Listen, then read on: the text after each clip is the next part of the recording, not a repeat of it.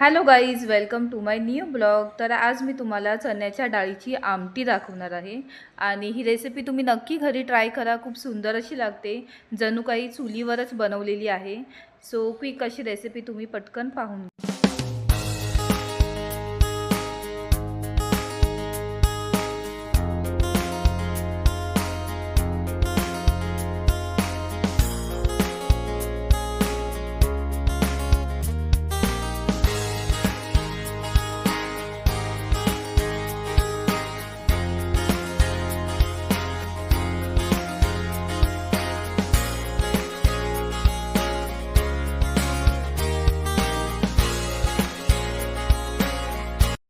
यामध्ये आपण आता सगळे पावडर मसाले टाकू आणि तुम्ही तुमच्या आवडीनुसार कमी जास्त प्रमाणात मसाले टाकू शकता.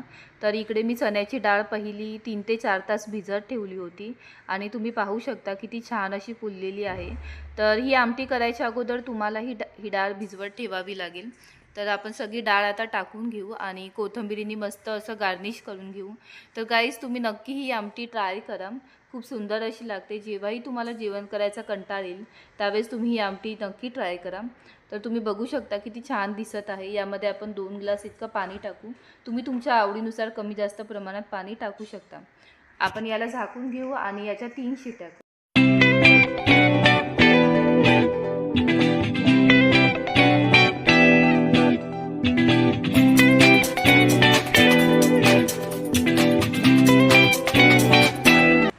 3 शिट्ट्या झाल्यानंतर गाईस, तुम्ही बघू शकता आपली आमटी किती सुंदर अशी दिसत आहे.